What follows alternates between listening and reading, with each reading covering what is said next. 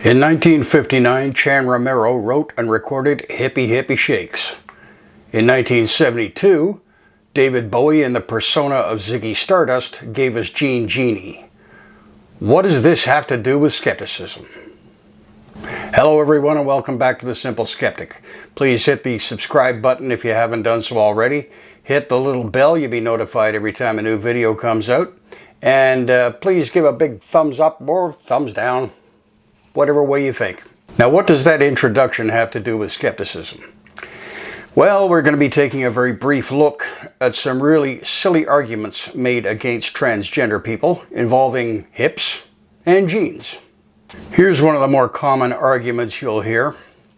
See, you still have XX or XY chromosomes. That's quoted from thousands of scientifically challenged ass clowns and many who should know better. Looking at you, dick.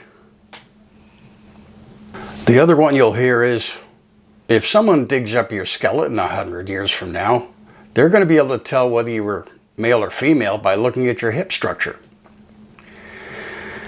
As far as these two arguments go, thank you very much, people, for reminding us of basic high school biology.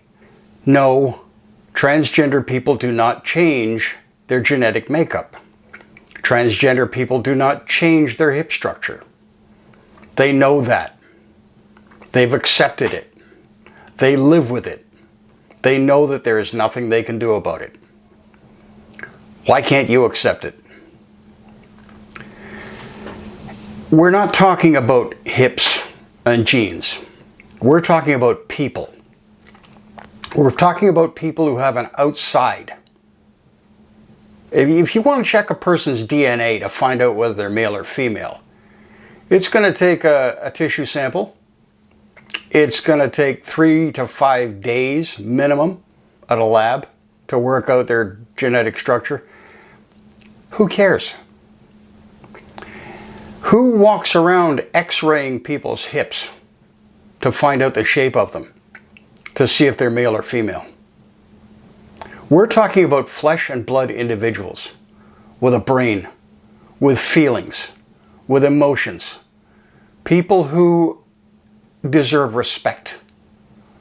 We don't go around taking random blood tests. We don't go around taking random x-rays to find out a person's gender.